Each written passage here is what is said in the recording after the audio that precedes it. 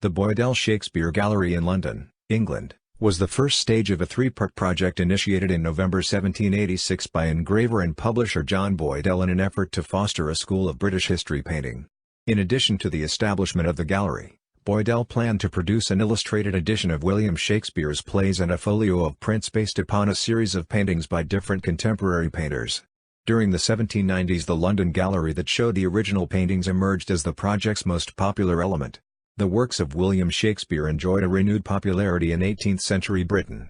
Several new editions of his works were published, his plays were revived in the theatre, and numerous works of art were created illustrating the plays and specific productions of them. Capitalizing on this interest, Boydell decided to publish a grand illustrated edition of Shakespeare's plays that would showcase the talents of British painters and engravers. He chose the noted scholar and Shakespeare editor George Steevens to oversee the edition, which was released between 1791 and 1803. The press reported weekly on the building of Boydell's gallery, designed by George Dance the Younger, on a site in Pall Mall. Boydell commissioned works from famous painters of the day, such as Joshua Reynolds, and the folio of engravings proved the enterprise's most lasting legacy. However, the long delay in publishing the prints and the illustrated edition prompted criticism. Because they were hurried, and many illustrations had to be done by lesser artists, the final products of Boydell's venture were judged to be disappointing. The project caused the Boydell firm to become insolvent, and they were forced to sell the gallery at a lottery. Shakespeare in the 18th century. In the 18th century, Shakespeare became associated with rising British nationalism, and Boydell tapped into the same mood that many other entrepreneurs were exploiting. Shakespeare appealed not only to a social elite who prided themselves on their artistic taste, but also to the emerging middle class who saw in Shakespeare's works a vision of a diversified society. The mid-century Shakespearean theatrical revival was probably most responsible for reintroducing the British public to Shakespeare. Shakespeare's plays were integral to the theatre's resurgence at this time. Despite the upsurge in theater-going, writing tragedies was not profitable, and thus few good tragedies were written. Shakespeare's works filled the gap in the repertoire, and his reputation grew as a result. By the end of the 18th century, 1 out of every 6 plays performed in London was by Shakespeare. The actor, director, and producer David Garrick was a key figure in Shakespeare's theatrical renaissance. His reportedly superb acting, unrivaled productions, numerous and important Shakespearean portraits, and his spectacular 1769 Shakespeare Jubilee helped promote Shakespeare as a marketable product and the national playwright. Garrick's Drury Lane Theatre was the center of the Shakespeare mania which swept the nation. The visual arts also played a significant role in expanding Shakespeare's popular appeal. In particular, the conversation pieces designed chiefly for homes generated a wide audience for literary art, especially Shakespearean art. This tradition began with William Hogarth, whose prints reached all levels of society and attained its peak in the Royal Academy exhibitions, which displayed paintings, drawings, and sculptures. The exhibitions became important public events, thousands flocked to see them, and newspapers reported in detail on the works displayed. They became a fashionable place to be seen, as did Boydell's Shakespeare Gallery, later in the century. In the process, the public was refamiliarized with Shakespeare's works. Shakespeare editions. The rise in Shakespeare's popularity coincided with Britain's accelerating change from an oral to a print culture. Towards the end of the century, the basis of Shakespeare's high reputation changed. He had originally been respected as a playwright, but once the theatre became associated with the masses, Shakespeare's status as a great writer shifted. Two strands of Shakespearean print culture emerged: bourgeois popular editions and scholarly critical editions. In order to turn a profit, booksellers chose well-known authors, such as Alexander Pope and Samuel Johnson, to edit Shakespeare editions. According to Shakespeare scholar Gary Taylor, Shakespearean criticism became so associated with the dramatis personae of 18th-century English literature, that he could not be extracted without uprooting a century and a half of the national canon. The 18th century's first Shakespeare edition, which was also the first illustrated edition of the plays, was published in 1709 by Jacob Tonson and edited by Nicholas Rowe. The plays appeared in pleasant and readable books in small format which were supposed to have been taken for common or garden use, domestic rather than library sets. Shakespeare became domesticated in the 18th century, particularly with the publication of family editions such as Bell's in 1773 and 1785-86, which advertised themselves as more instructive and intelligible, especially to the young ladies and to youth, glaring indecencies being removed. Scholarly editions also proliferated. At first, these were edited by author-scholars such as Pope 1725 and Johnson 1765, but later in the century this changed. Editors such as George Stevens 1773, 1785 and Edmund Malone 1790 produced meticulous editions with extensive footnotes. The early editions appealed to both the middle class and to those interested in Shakespeare scholarship, but the later editions appealed almost exclusively to the latter. Boydell's edition, at the end of the century, tried to reunite these two strands. It included illustrations but was edited by George Stevens, one of the foremost Shakespeare scholars of the day. Boydell's Shakespeare venture. Boydell's Shakespeare project contained 3 parts: an illustrated edition of Shakespeare's plays, a folio of prints from the gallery originally intended to be a folio of prints from the edition of Shakespeare's plays, and a public gallery where the original paintings for the prints would hang. The idea of a grand Shakespeare edition was conceived during a dinner at the home of Josiah Boydell, John's nephew, in late 1786. 5 important accounts of the occasion survive. From these, a guest list and a reconstruction of the conversation have been assembled. The guest list reflects the range of Boydell's contacts in the artistic world. It included Benjamin West, painter to King George III, George Romney, a renowned portrait painter, George Nicole, bookseller to the king, William Haley, a poet, John Hooley, a scholar and translator of Tasso and Aristotle, and Daniel Braithwaite, secretary to the Postmaster General and a patron of artists such as Romney and Angelica Kauffman. Most accounts also place the painter Paul Sandby at the gathering. Boydell wanted to use the edition to help stimulate a British school of history painting. He wrote in the preface to the folio that he wanted to advance that art towards maturity, and establish an English school of historical painting. A court document used by Josiah to collect debts from customers after Boydell's death relates the story of the dinner and Boydell's motivations. Boydell said he should like to wipe away the stigma that all foreign critics threw on the Snash and Hat. They had no genius for historical painting. He said he was certain from his success in encouraging engraving that Englishmen wanted nothing but proper encouragement and a proper subject to excel in historical painting. The encouragement he would endeavor to find if a proper subject were pointed out. Minster. Nicole replied that there was one great national subject concerning which there could be no second opinion, and mentioned Shakespeare. The proposition was received with acclaim by the alderman John Boydell and the whole company.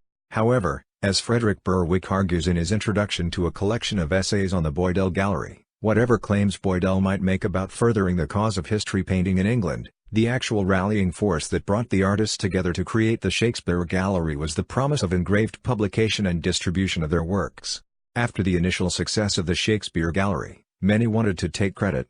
Henry Fuseli long claimed that his planned Shakespeare ceiling in imitation of the Sistine Chapel ceiling had given Boydell the idea for the gallery. James Northcote claimed that his death of Wat Tyler and murder of the princes in the Tower had motivated Boydell to start the project.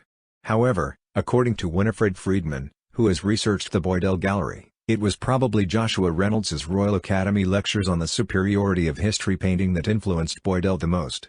The logistics of the enterprise were difficult to organize. Boydell and Nicole wanted to produce an illustrated edition of a multi-volume work and intended to bind and sell the 72 large prints separately in a folio. A gallery was required to exhibit the paintings from which the prints were drawn. The edition was to be financed through a subscription campaign, during which the buyers would pay part of the price up front and the remainder on delivery. This unusual practice was necessitated by the fact that over £350,000, an enormous sum at the time, worth about £39.5 million today, was eventually spent.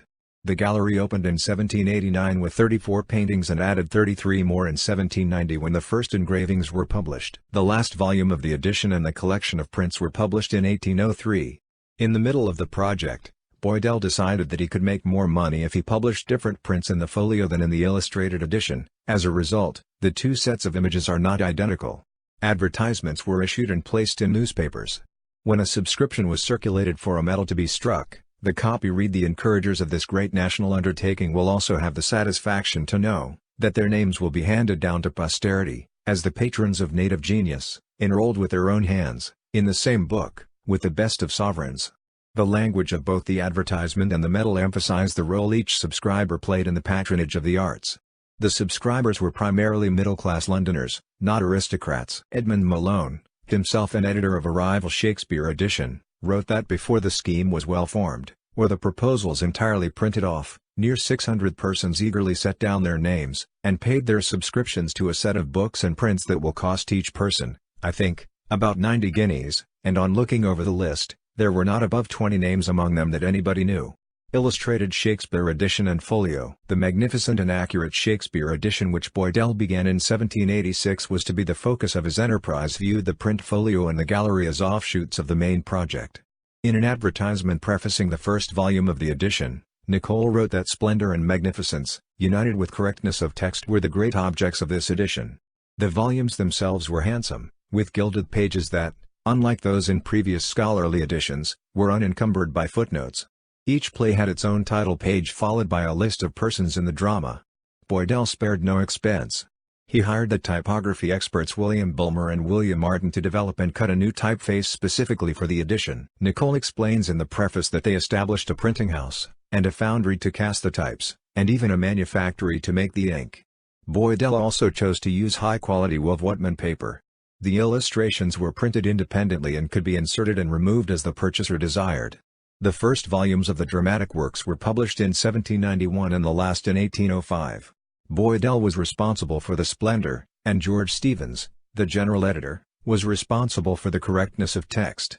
Stevens, according to Evelyn Wenner, who has studied the history of the Boydell edition, was at first an ardent advocate of the plan but soon realized that the editor of this text must in the very scheme of things give way to painters, publishers and engravers. He was also ultimately disappointed in the quality of the prints, but he said nothing to jeopardize the edition's sales.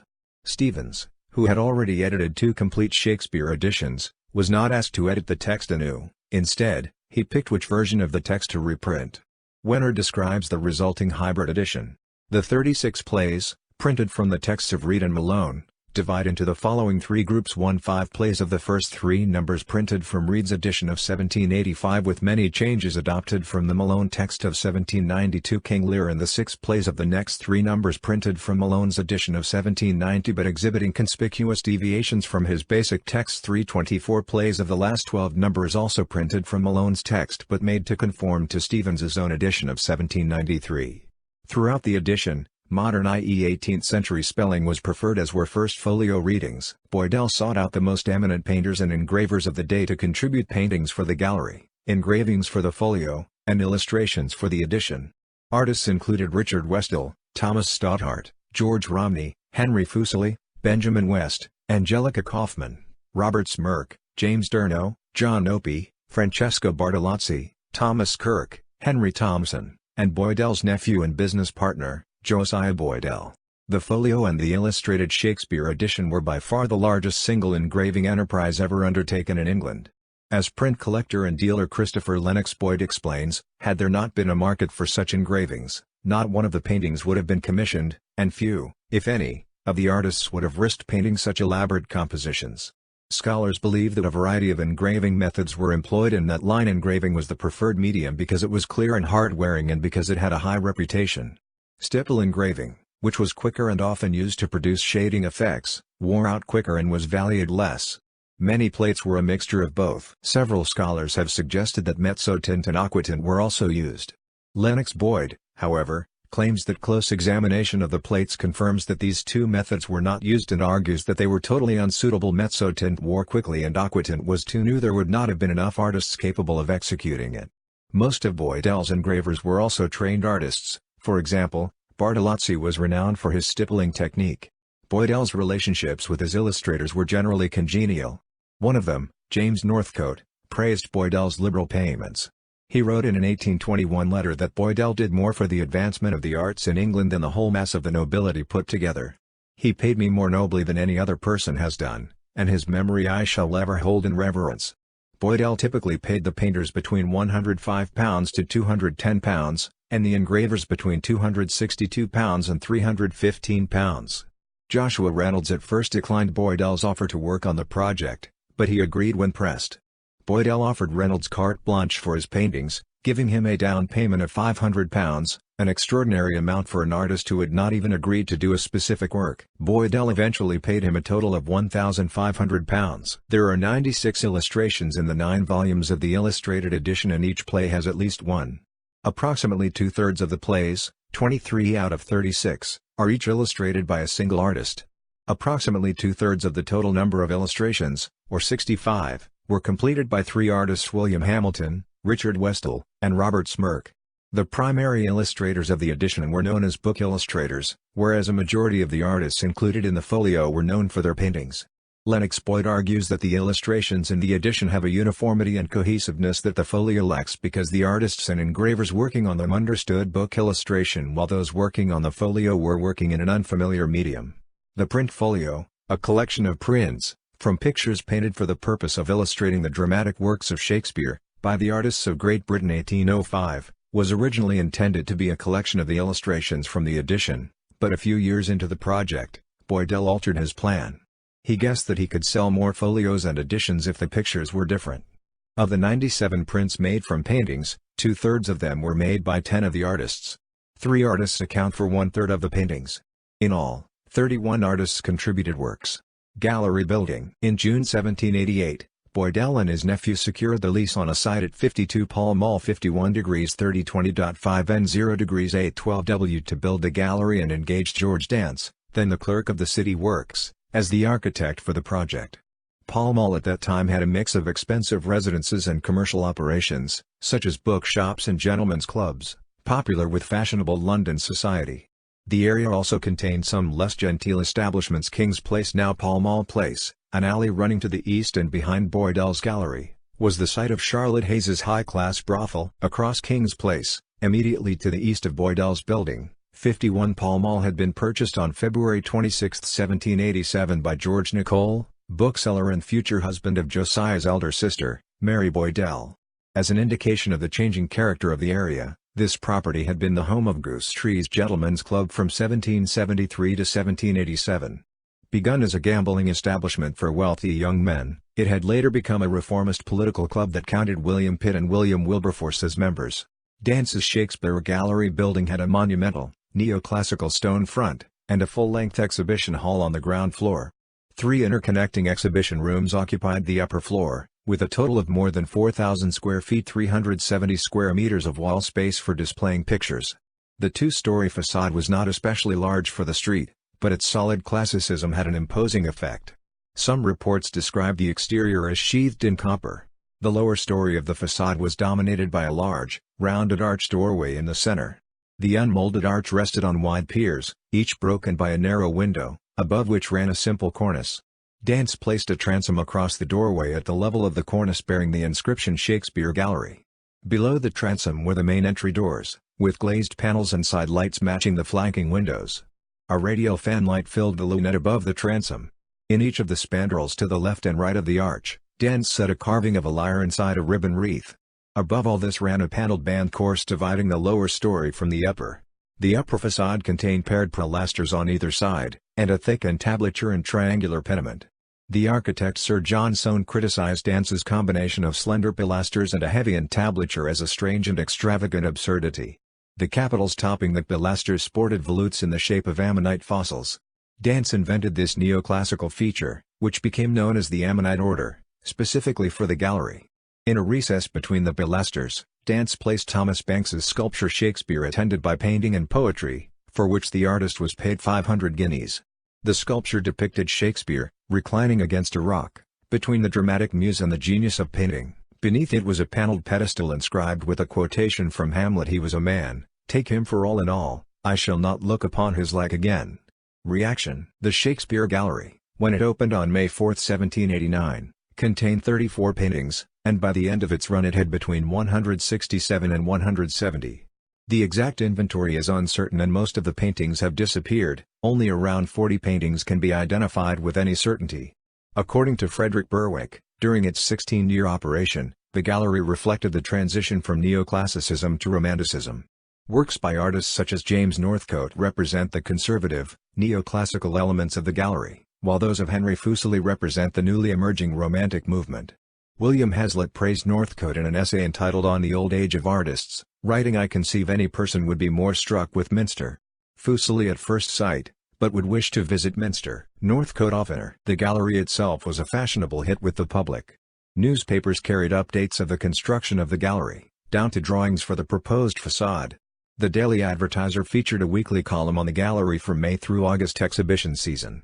Artists who had influence with the press, and Boydell himself, published anonymous articles to heighten interest in the gallery, which they hoped would increase sales of the edition. At the beginning of the enterprise, reactions were generally positive. The Public Advertiser wrote on May 6, 1789, "The pictures in general give a mirror of the poet. The Shakespeare Gallery bids fair to form such an epoch in the history of the fine arts, as will establish and confirm the superiority of the English school." The Times wrote a day later, "This establishment may be considered with great truth, as the first stone of an English school of painting, and it is peculiarly honourable to a great commercial country, that it is indebted for such a distinguished circumstance to a commercial character. Such an institution will place, in the calendar of arts, the name of Boydell in the same rank with the Medici of Italy."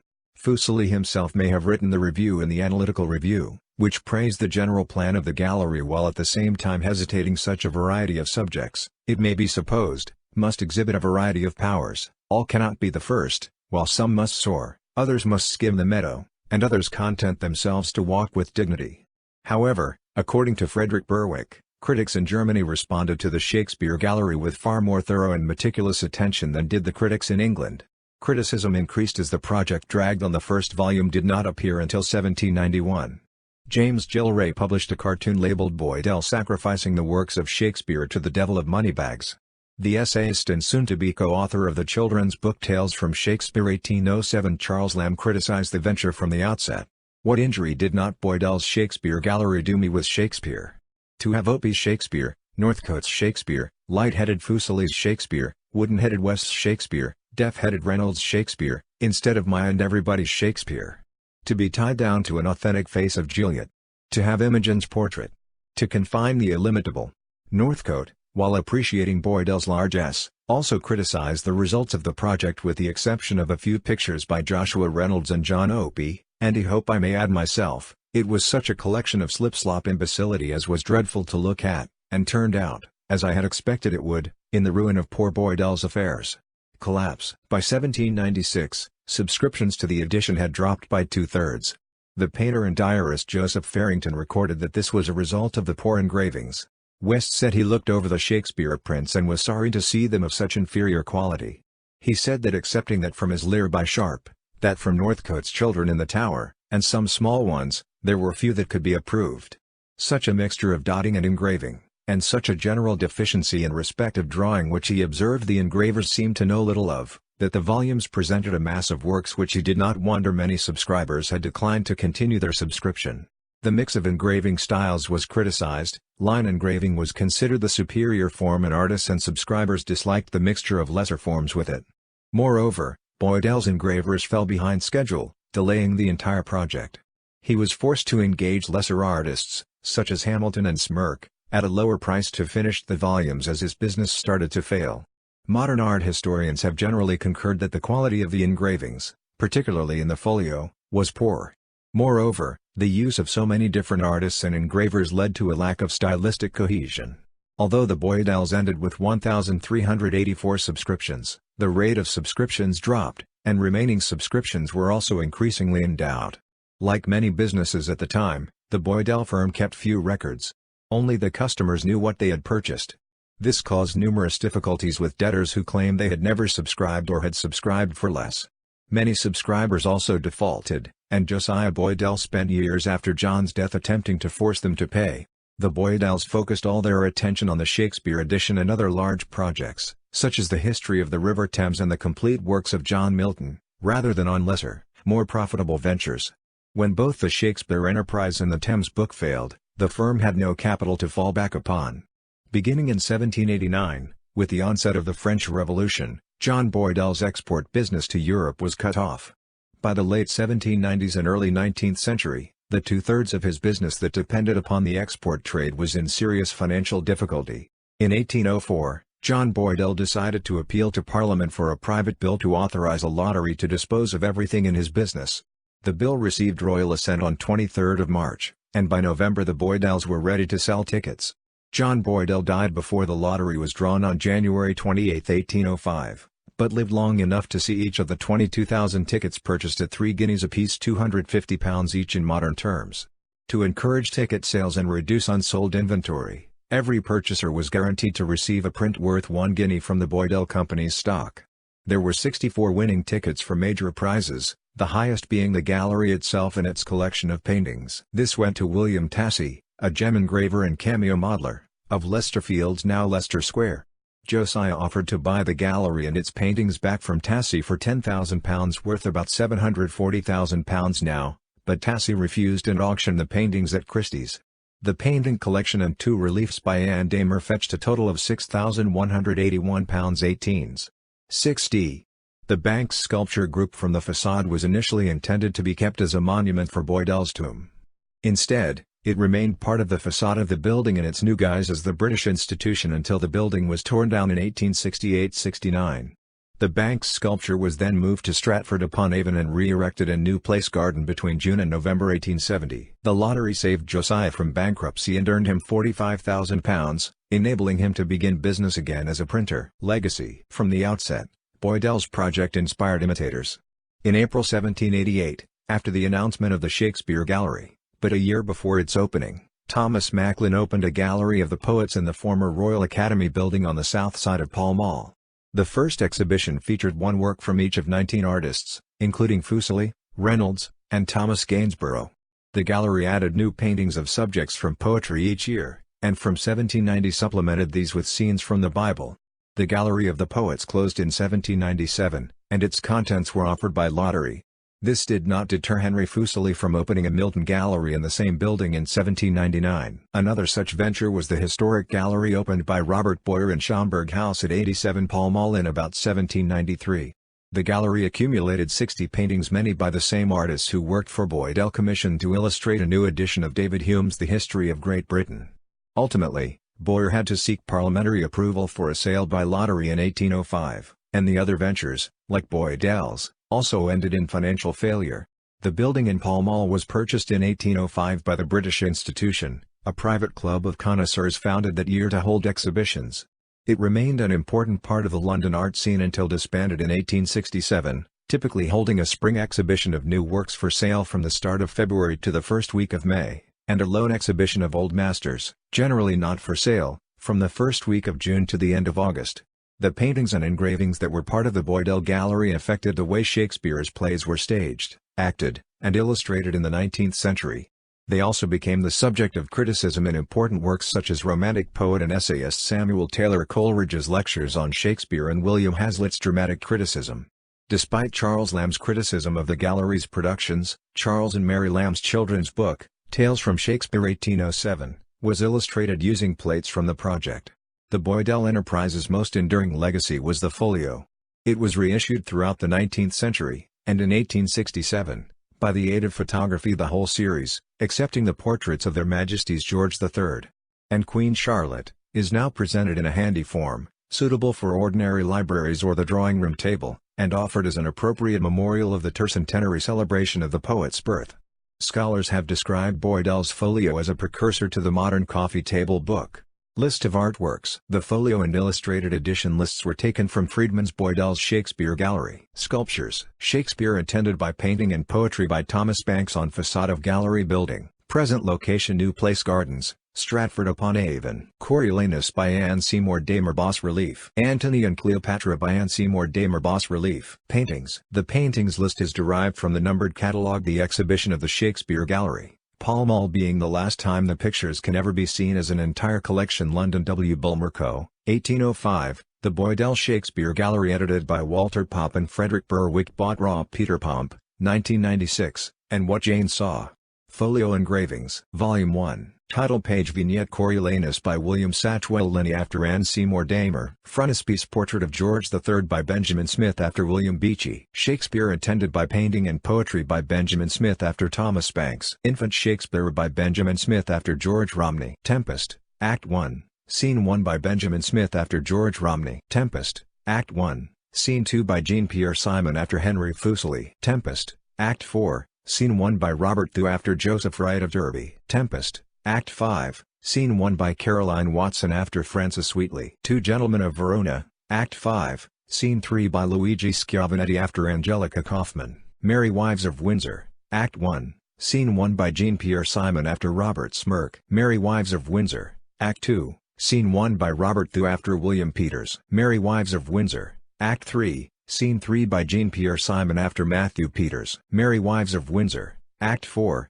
Scene 2 by Thomas Ryder after James Durno. Merry Wives of Windsor, Act 5, Scene 5 by Isaac Taylor Jr. after Robert Smirk. Measure for Measure, Act 1, Scene 1 by Thomas Ryder after Robert Smirk. Measure for Measure, Act 5, Scene 1 by Jean-Pierre Simon after Thomas Kirk. Comedy of Errors, Act 5, Scene 1 by Charles Gautier Plater after John Francis Rigaud. Much Ado About Nothing, Act 3, Scene 1 by Jean-Pierre Simon after Matthew Peters. Much Ado About Nothing, Act 4, Scene 1 by Jean-Pierre Simon William Hamilton. Much Ado About Nothing, Act 4, Scene 2 by John Ogborn after Robert Smirk. Love's Labour Lost, Act 4, Scene 1 by Thomas Ryder after William Hamilton. Midsummer Night's Dream, Act 2, Scene 1 by Jean-Pierre Simon after Henry Fuseli. Midsummer Night's Dream, Act 4, Scene 1 by Thomas Ryder and Thomas Ryder Jr. after Henry Fuseli. Merchant of Venice, Act 2, Scene 5 by Jean-Pierre Simon after Robert Smirk. Merchant of Venice, Act 5,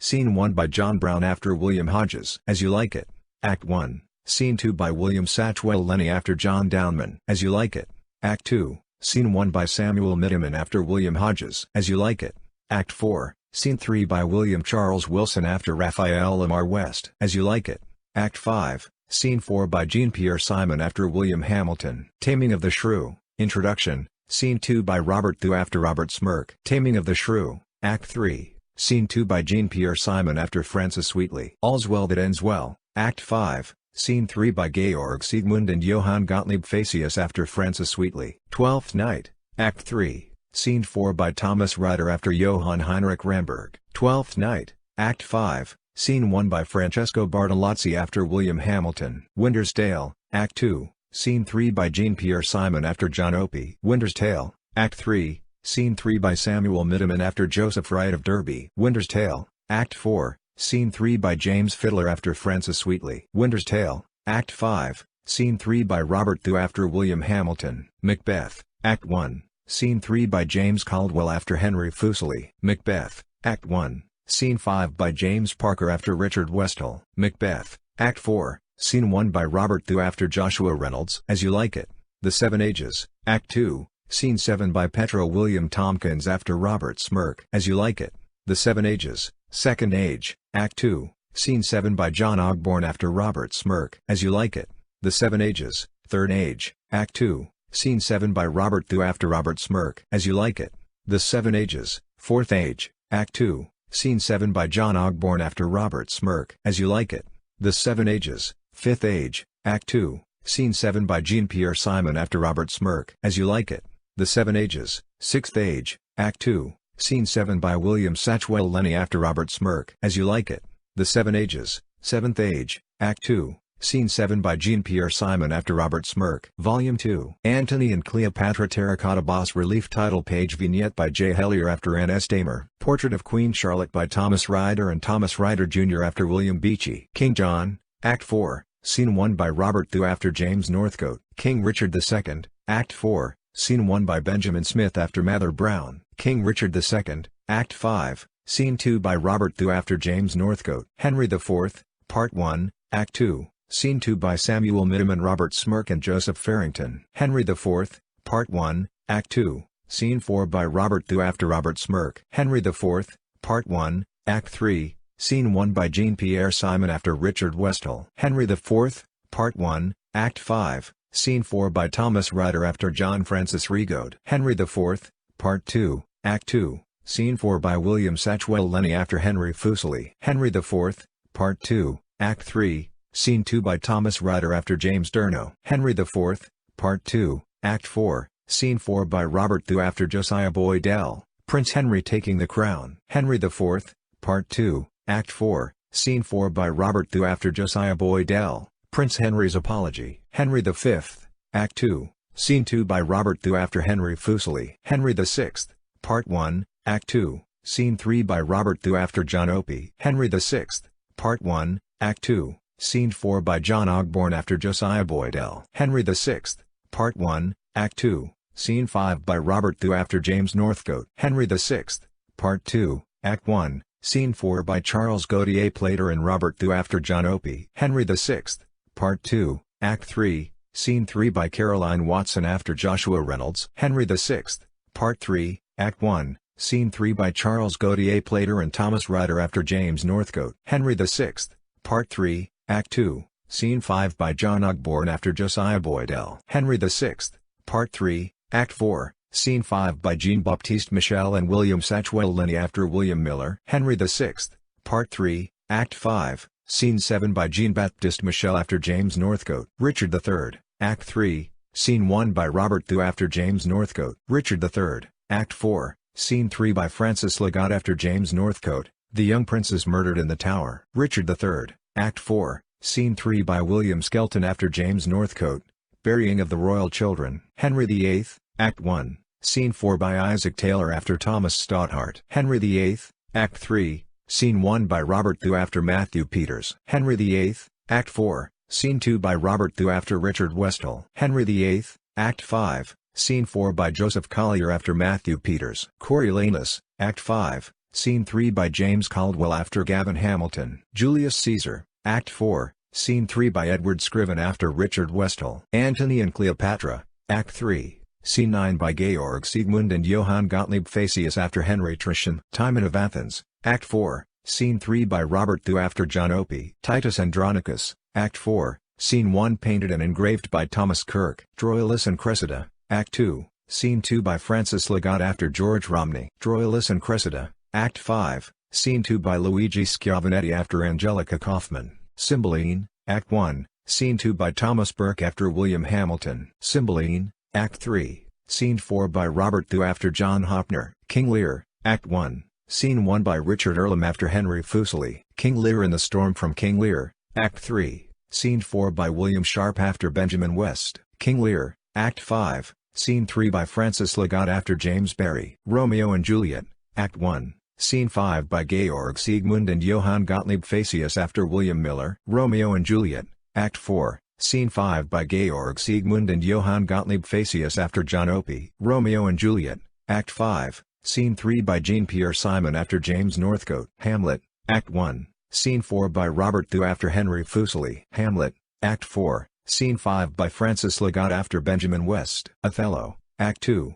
Scene 1 by Thomas Ryder after Thomas Stothart. A Bedchamber, Desdemona in bed asleep from Othello, Act 5, Scene 2, by William Satchwell Linney after John Graham. Cymbeline, Act 3, Scene 6 by Thomas Gauguin after Richard Westall. Shakespeare nursed by tragedy and comedy by Benjamin Smith after George Romney. Desdemona in bed asleep from Othello, Act 5, Scene 2, by William Satchwell Linney after Josiah Boydell. Illustrated edition. Volume 1. The Tempest. Act 1, Scene 2 by James Parker after William Hamilton. Act 2, Scene 2 by William Charles Wilson after Robert Smirke. Ferdinand and Miranda. Act 3, Scene 1 by Anchor Smith after William Hamilton. Two Gentlemen of Verona. Act 5, Scene 3 by John Ogborn after Thomas Stothart. Merry Wives of Windsor. Mrs. Page with a Letter. Act 2, Scene 1 by Joseph Saunders after Matthew Peters. Act 1, Scene 1 by Moses Houghton after Robert Smirke. Act 1, Scene 4 by Anchor Smith after Robert Smirke. Act 4, Scene 1 by Thomas Holloway after Robert Smirke. Act 5, Scene 5 by William Sharp after Robert Smirke. Measure for Measure. Act 2,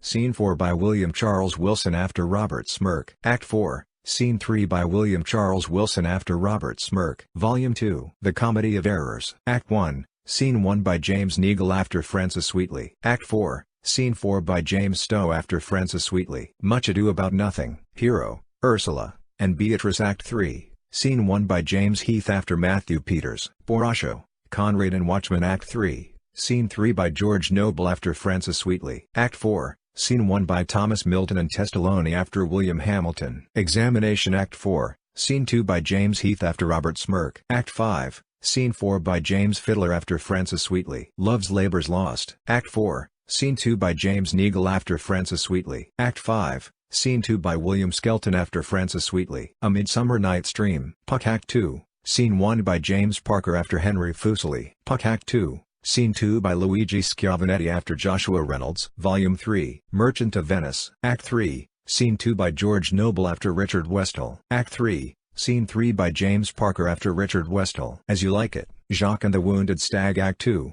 Scene 1 by Samuel Mitterman after William Hodges. Act 2, Scene 6 by George Noble after Robert Smirke. Act 4, Scene 3 by William Charles Wilson after Robert Smirke. Act 5, Scene 4 by Luigi Schiavonetti after William Hamilton. The Taming of the Shrew. Act 4, Scene 1 by Anchor Smith after Julius Caesar Ibbotson. Act 4, Scene 5 by Isaac Taylor after Julius Caesar Ibbotson. All's Well That Ends Well. Act 1, Scene 3 by Francis Legatt after Francis Wheatley. Act 2, Scene 3 by Luigi Schiavonetti after Francis Wheatley. Volume 4. Twelfth Night. Olivia, Viola and Maria. Act 1, Scene 5 by James Caldwell after William Hamilton. Sir Toby, Sir Andrew and Maria. Act 2, Scene 3 by James Fiddler after William Hamilton. Act 4, Scene 3 by William Angus after William Hamilton. The Winter's Tale. Leontes and Hermione. Act 2, Scene 1 by James Fiddler after William Hamilton. Paulina, Child, Leontes, and Antigonus. Act 2, Scene 3 by Francesco Bartolozzi after William Hamilton. The Shepherd's Cut. Act 4, Scene 3 by Joseph Collier after William Hamilton. Macbeth. Act 1, Scene 3 by James Stowe after Richard Westall. Act 3, Scene 4 by James Parker after Richard Westall. Act 5, Scene 1 by William Charles Wilson after Richard Westall. King John. Act 4, Scene 3 by Isaac Taylor after Robert Kerr Porter. Act 3, Scene 4 by Anchor Smith after Richard Westall. Volume 5. King Richard II. Act 3, Scene 2 by James Parker after William Hamilton. Act 5, Scene 2 by James Stowe after William Hamilton. First part of King Henry IV. Act 2, Scene 1 by James Fiddler after Robert Smirk. Act 2, Scene 3 by James Neagle after Robert Smirk. Act 5, Scene 4 by James Neagle after Robert Smirk. Second part of King Henry IV. Act 4, Scene 4 by William Charles Wilson after Robert Smirk. Act 5, Scene 5 by Joseph Collier after Robert Smirk. King Henry V. Act 3, Scene 3 by James Stowe after Richard Westall. Volume 6. First part of King Henry VI. Act 2, Scene 4 by John Ogborn after Josiah Boydell. Act 2, Scene 5 by Isaac Taylor after William Hamilton. Death of Mortimer. Act 2, Scene 5 by Andrew Gray after James Northcote. Joan of Arc and the Furies. Act 5, Scene 4 by Anchor Smith after William Hamilton. Second part of King Henry VI. Act 2, Scene 2 by Anchor Smith after William Hamilton. Act 3, Scene 2 by Isaac Taylor after William Hamilton. Death of Cardinal Beaufort. Act 3, Scene 3 by Andrew Gray after Joshua Reynolds. Third part of King Henry VI. Act 3, Scene 2 by Thomas Holloway after William Hamilton. Act 5, Scene 5 by Thomas Holloway after William Hamilton. Richard III. Meeting of the Young Princes. Act 3, Scene 1 by J. Barlow after James Northcote. Act 3, Scene 4 by Anchor Smith after Richard Westall. The Young Princes Murdered in the Tower. Act 4, Scene 3 by James Heath after James Northcote. Volume 7. King Henry VIII. Act 1, Scene 4 by Isaac Taylor after Thomas Stothart. Wolsey Disgraced. Act 3, Scene 2 by William Charles Wilson after Richard Westall. Act 4, Scene 2 by James Parker after Richard Westall. Act 5, Scene 1 by William Satchwell Lenny after Richard Westall. Coriolanus. Act 1, Scene 3 by James Stowe after Robert Kerr Porter. Act 4, Scene 5 by James Parker after Robert Kerr Porter. Julius Caesar. Act 3, Scene 1 by James Parker after Richard Westall. Act 5, Scene 5 by George Noble after Richard Westall. Antony and Cleopatra. Act 4, Scene 4 by Charles Turner Warren and George Noble after Henry Trisham. Death of Cleopatra. Act 5, Scene 2 by George Noble after Henry Trisham. Volume 8. Timon of Athens. Act 1, Scene 2 by Richard Rhodes after Henry Howard. Act 4, Scene 1 by Isaac Taylor after Henry Howard. Titus Andronicus. Act 2, Scene 3 by Anchor Smith after Samuel Woodford. Act 4, Scene 1 by Burnett Reading after Thomas Kirk. Act 4, Scene 2 by Jacob Hogg after Thomas Kirk. Troilus and Cressida. Act 1, Scene 2 by Charles Turner Warren after Thomas Kirk. Act 5, Scene 3 by James Fiddler after Thomas Kirk. Cymbeline. Act 2, Scene 2 by James Stowe after Richard Westall. Act 2, Scene 4 by William Charles Wilson after Richard Westall. Act 3, Scene 6 by James Parker after Richard Westall. Volume 9. King Lear. Act 1, Scene 1 by William Sharp after Robert Smirk. Act 3, Scene 4 by Luigi Schiavonetti after Robert Smirk. Act 4, Scene 7 by Anchor Smith after Robert Smirk. Romeo and Juliet. Act 1, Scene 5 by Anchor Smith after William Miller. Act 2, Scene 5 by James Parker after Robert Smirk. Act 3, Scene 5 by James Stowe after John Francis Rigaud. Capulet finds Juliet dead. Act 4, Scene 5 by Jean-Pierre Simon and William Blake after John Opie. Act 5, Scene 3 by James Heath after James Northcote. Hamlet. Act 3, Scene 4 by William Charles Wilson after Richard Westall. Act 4, Scene 7 by James Parker after Richard Westall. Othello. Act 4, Scene 2 by Andrew Michelle after Robert Kerr Porter. Desdemona Asleep Act 5, Scene 2 by Andrew Michelle after Josiah Boydell. As You Like It. Act 2, Scene 7 by Robert Thu number 99, Peltro William Tompkins number 97, Jean Pierre Simon number 101, 103, John Ogborn number 98, 100, and William Satchwell Lenny number 102 after Robert Smirk.